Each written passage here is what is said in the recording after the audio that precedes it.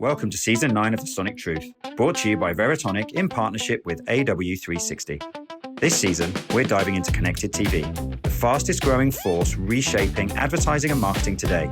Because right now, the brands that win aren't the ones shouting the loudest. They're the ones that understand what truly moves audiences and can prove it. And we're bringing in the people driving the biggest shifts in CTV, advertising, and marketing. The leaders, the innovators, and the voices redefining how impact gets made. Let's get into the conversation.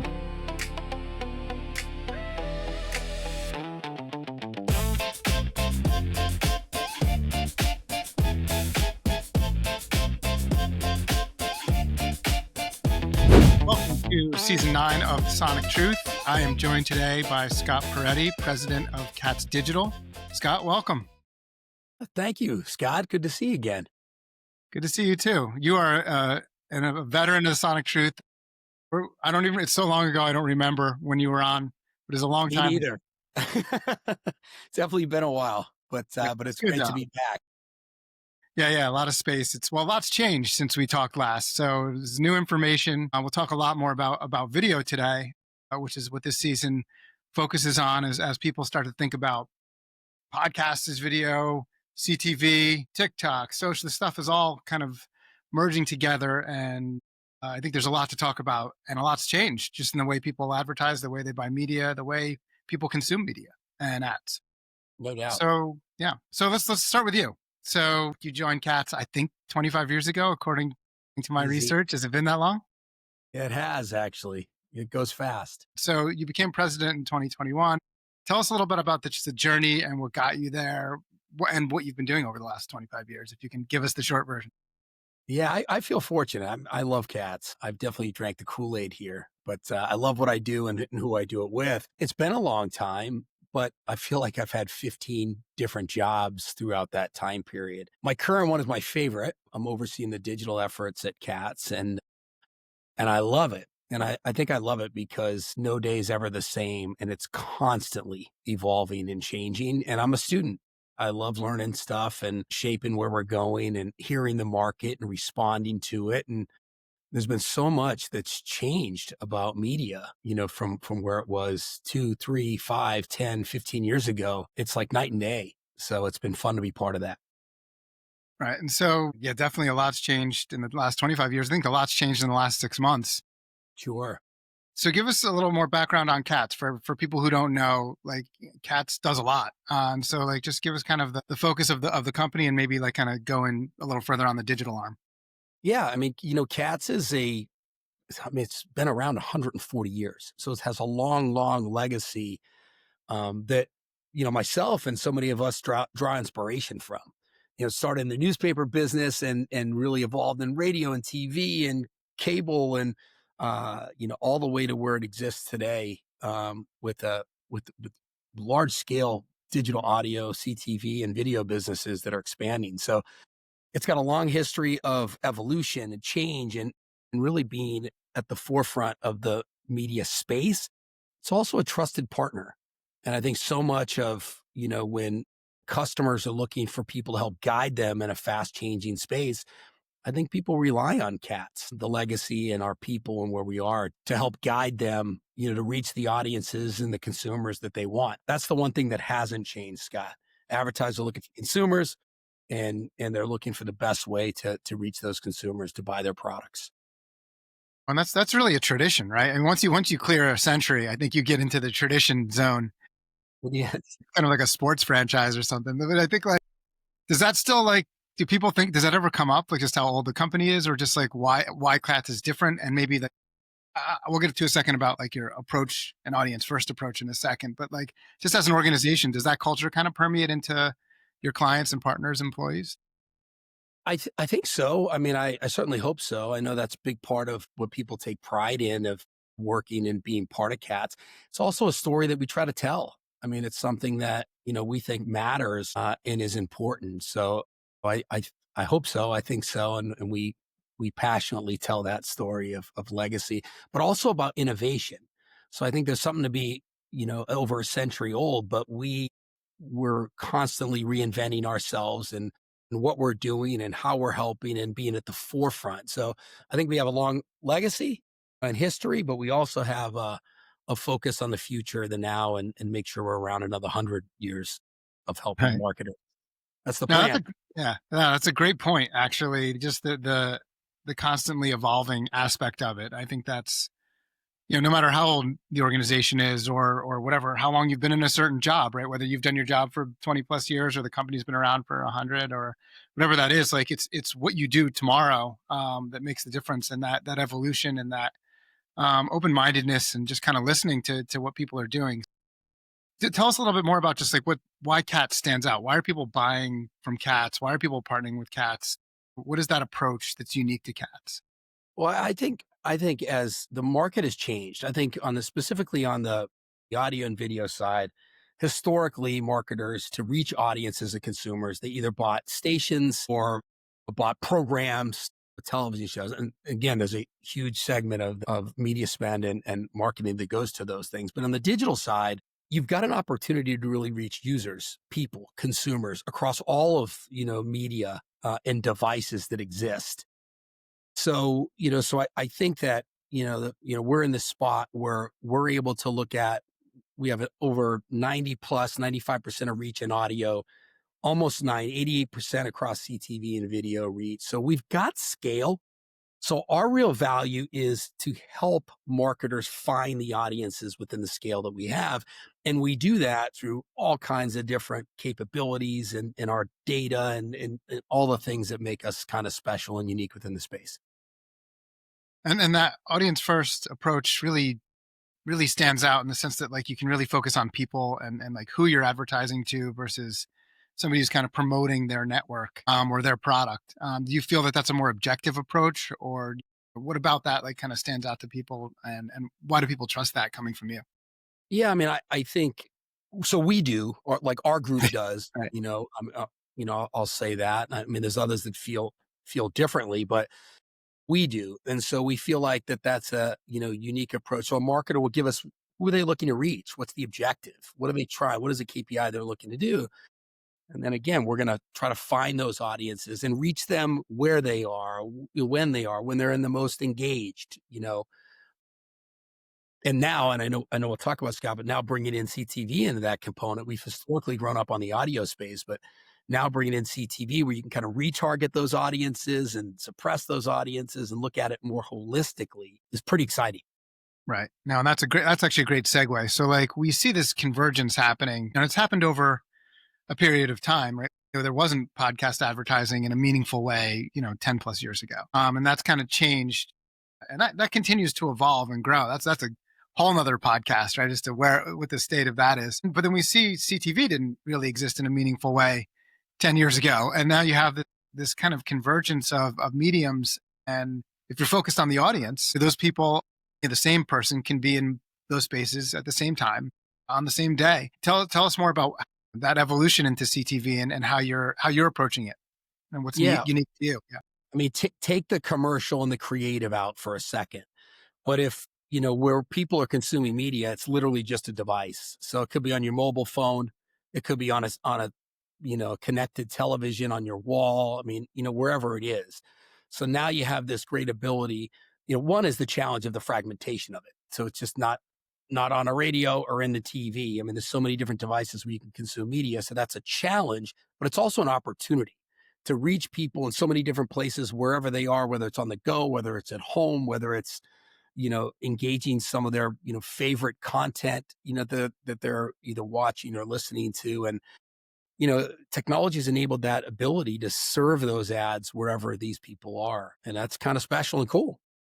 Right. And just for the layman, right? Like what's living underneath this? So I come in and I'm like, hey, I want to hit 18 to 34-year-olds who like sports and these particular artists and live in this part of the country or whatever the criteria is. How are you going out there and finding that audience?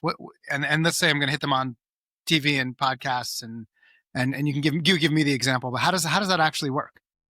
So if I know nothing. No. So that's great. Supply lives in places like marketplaces that we bring in all the supply. Okay. We have a ton of publishers or let's say a good amount of them that share with us what their first party data is. And that brings in all under privacy compliance, but brings in all into our data management platform. So we're housing and learning a lot about the supply that we have. In that platform, we also have the ability to bring in advertisers' data. And so we can bring in that as well to match against and to serve against. We also have the ability to tap into other third-party data sets that we can learn from. We have all of the ability to, throughout the content that we have to bucket and classify it based on genre type, based on different formats, based on programming. It could be sports, all these different ways.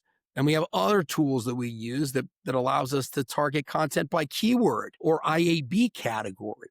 So it's almost endless in the ways. So the key is bringing all of the supply into one place and then sorting through that supply to identify what is the best kind of supply that's going to yield the result or the KPI that the advertiser is looking for. And those are different depending on the advertiser.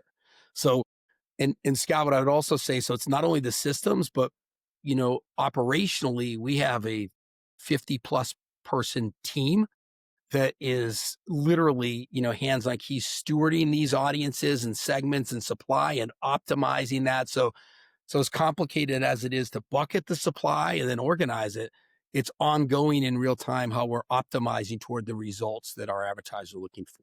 So that's at a very high level, but clearly there's a lot that goes into that. Right. And that seems like there must, up front as you're getting a partner for the first time or a client for the first time, there's a lot of listening that must have to go on your side to understand their goals. There's this really has to be a real match and kind of you hearing what their goals are. Is that from a business development and sales standpoint for you? Is that sounds really fun actually, just as you're kind of trying to solve these problems together. But that sounds like that's a big part of it. I think before somebody starts, I imagine.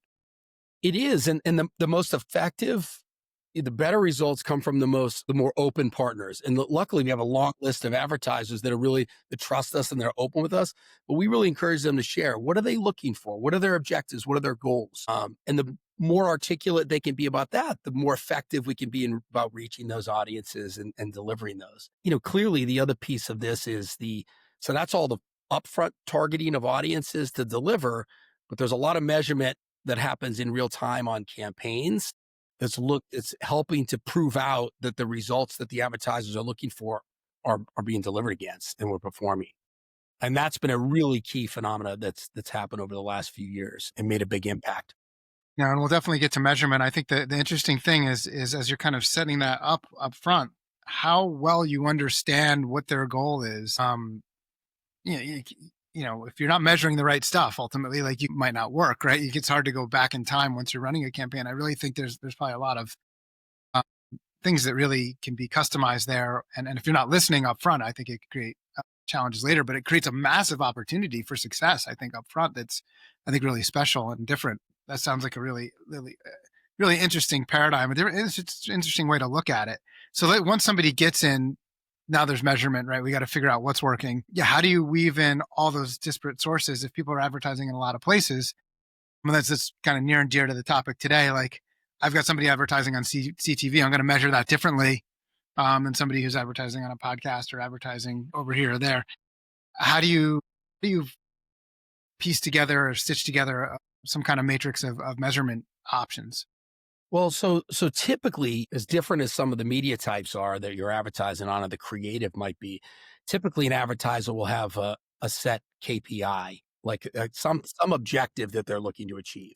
And that could be McDonald's driving people to their stores, or that could be somebody getting people to their website or downloading an app or whatever the objective is. And they're looking for media to support that. So those are the kind of things that we don't do the measurement on our own. We use best-in-class measurement partners, third party, that help, kind of measure that are the trusted partners in the measurement space, to deliver those results. So that's who we'll work with. And if somebody's looking to drive somebody to site or looking for, brand uplift or whatever it's going to be, there'll be a partner that helps with that.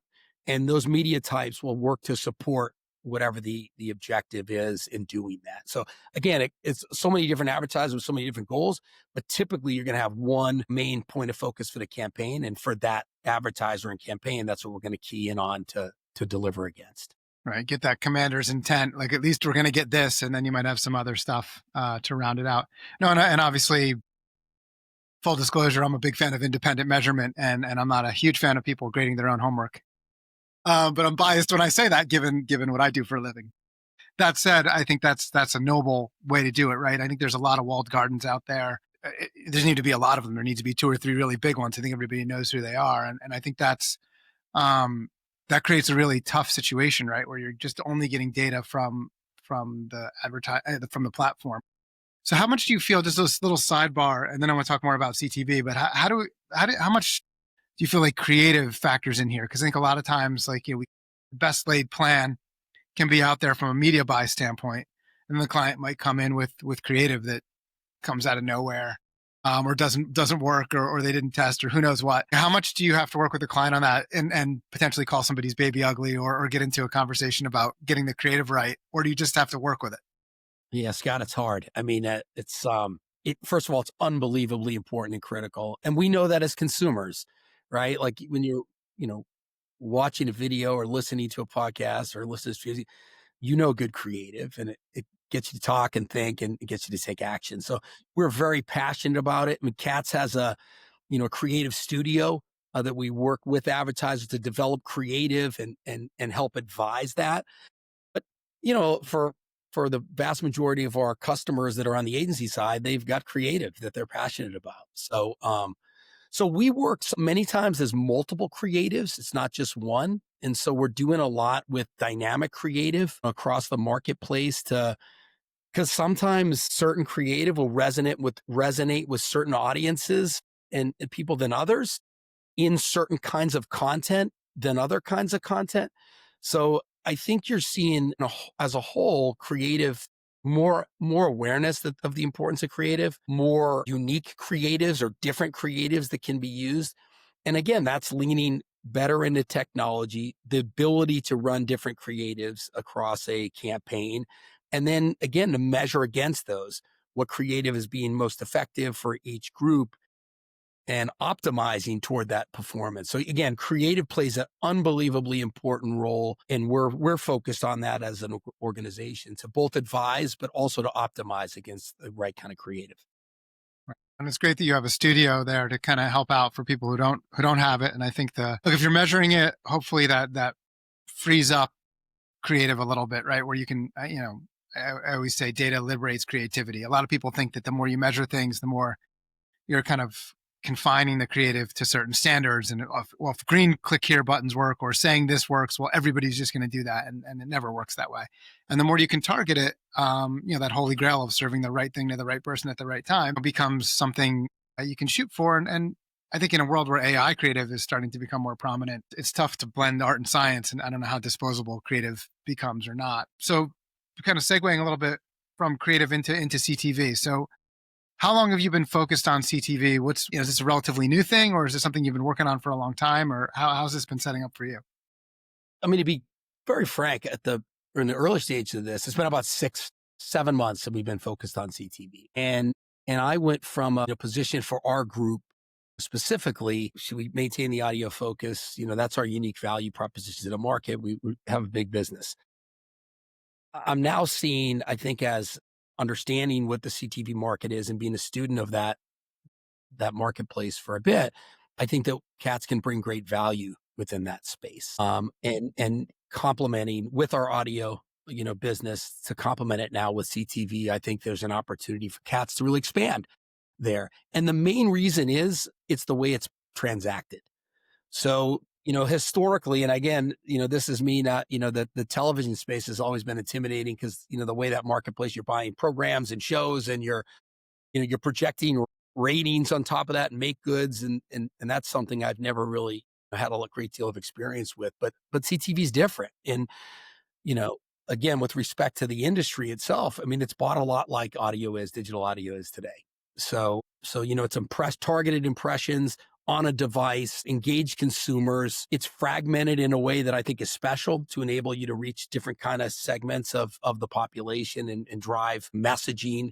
So, again, that convergence of the way it's being bought and advertisers that are moving faster and faster to that audience-based buying and really looking for results.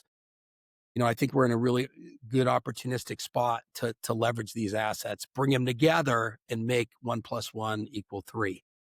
Right. And that's it's really the way digital's changed the way people buy over the last, whatever, 25 years, right? From 99 or 2000 when the internet started. But then you have podcasting, which is media, right? It's like got time and it's like these ads, but it's bought more like digital. And Right. CTV is got that same kind of setup, right? Where it's like I'm really just buying it's a digital media buy, but there's this media component to it. So it kind of they're very similar, right? If not the same. Right.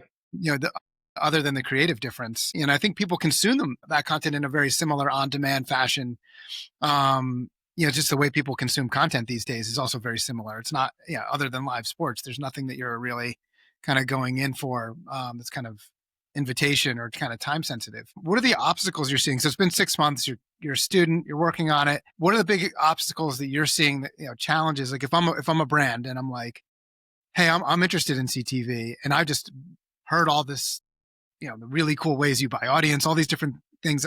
I'm sold, by the way. I'm ready to buy a big brand. I'm in. So like, what about what obstacles might somebody say like, hey, well, I don't know. I'm not sure. Like, what are the reasons people wouldn't come to CTV or kind of buy it from you? So I think they're doing it, right? I mean, I think CTV is, doesn't need my help to sell it. I think I think people know that's where You think it's consumers just are. growing on its own right now, just Yeah, well, organically? I mean, look, I think to some degree the consumption is growth is outstripping the spending, or that's going to catch up to it. So I think, so many people are consuming, CTV content. Our value in that is, you ask about the challenge. I mean, articulating our value. We believe passionately about it, but entering the space, and why cats? So I think so that's been something we're getting, better and better about articulating to people. The challenge is sometimes it's bought differently, different budgets. It's not looked at holistically. And so, some of our best value are with customers that are looking to reach audiences across all devices. And they like the idea of, I'm going to spend in CTV, and then I want to see that audience that performs. I want to retarget them in the audio marketplace, and vice versa. Or I want to suppress certain audiences. They like the idea of working with a partner that they trust that's going to be able to, react to that. The good news is for us, we are seeing agencies and clients move in this direction. So they seem to be getting the people spending the money seem to be getting more sophisticated, holistically more interested in overall results. And so we're starting to build some momentum and traction in that way, which is exciting. Attribution plays a role in that. So, we've done now over that 6 months, we've done over a dozen studies across an omni-channel buying approach. And there's no doubt what stands out is by utilizing all those assets together, you see greater lift. And that's been Yeah, cool I to mean, see. it sounds amazing, right? It's like because they're bought similarly, but they're also consumed similarly, right? So if we can get uh, those things to connect, and you're in a very differentiated, special place to kind of do that, right? You're not a CTV company, and you're not a podcast platform, right? You can live across those, and then being able to demonstrate that, right? So you can not only can buy that way, but then we can measure that way, which is really an interesting concept, and that's the future, I believe, and it seems like it would be. Do you have any case studies or anything you can share, like that's like, okay, here's the story for talking? We've been talking about in the abstract, and it doesn't have to be CTV specific, but is there any like, hey, here's a story that we have of somebody who had success or overcame some obstacles? So there's nothing, I mean, I wouldn't point to anything specific. I would say that we've got over 100 now case studies, that exist across our website and that we're pushing out. Scott, we're now, over 40% of the thousands of campaigns we run or have some level of attribution on those. That was less than 20% last year. So if you think about that, I mean, that is mind boggling, that it's existed. I mean, we've hired new spots and people to help us, operationalize all those campaigns. So there's no doubt that that is on the rise, and next year will be over 50%. So the good news is, while it's laborious and a challenge, to operationalize all those campaigns over and over again, it proves that our medium works, and that, that you can have success in doing that. And that's what's helping to drive the growth that we're seeing. I mean, I feel like marketers are under pressure to show the clients that they have or clients themselves, that the media dollars that they're spending are yielding results and that are, working toward the objective. And they want that evidence and proof. If we can deliver that to them, they're going to feel great about that, assuming that they perform well, which I'm happy for most do. That it's performing well, then they're going to reinvest and they're going to lean into those partners. So it's hard to point. There were so many good success stories, really, literally every category that we have, but there's almost too many now to even talk about. I mean, that's good that you're kind of leaning into the measurement. And I think a lot of people, candidly, which is great for you to bring up, a lot of people don't talk about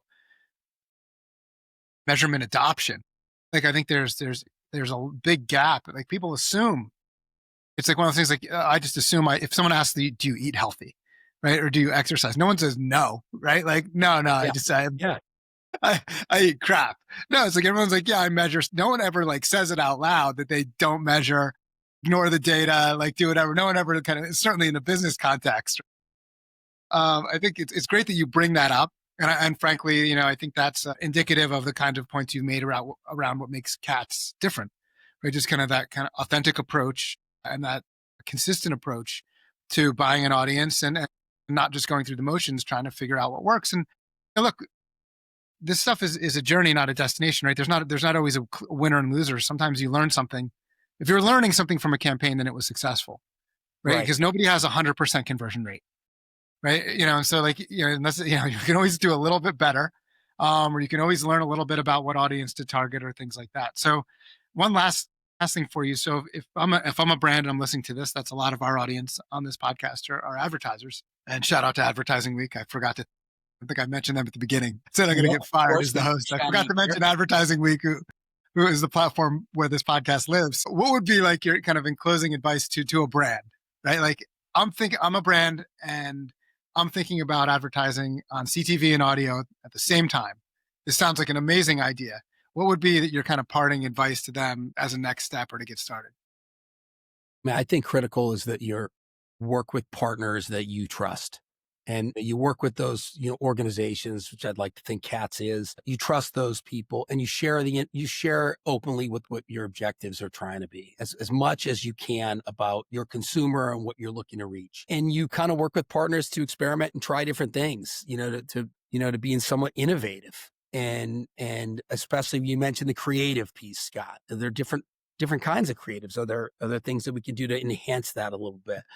Are there different ways to measure? Are there different kinds of audiences to reach, which you might, whatever. I mean, work with a partner. And again, as you see data come back, it's not always just so great or so bad. There's always nuggets of information in that data. How do you continue to refine what you're doing to get better and better and better? Again, to reach those consumers, engage your customer, and hopefully through the right partners, deliver better results for your business. Awesome. That's great advice. And hopefully people will take that advice. Where's the best way for people to find you or Katz Digital if somebody's looking? Well, you can go to katzdigital.com, to get more information there. Hopefully we're everywhere. I mean, we're in every city in the US and around the globe and work with us. Right. So hopefully you know us. Know us as an organization, but you can always reach out to me directly, and I'll talk to anybody for that. Awesome. We'll put some links in the details of the podcast, and I think we'll have you on in another 8 years. Let's see, 8 years from now, we'll come back for again. I think that might have been how long it was. So, I know. So, well, thanks for being on the show, Scott. I truly appreciate it. Everyone, look for Katz Digital. Look for Scott Porretti out there, and that's a wrap for today. Thanks again, Scott. Appreciate it, Scott. Thanks. All right.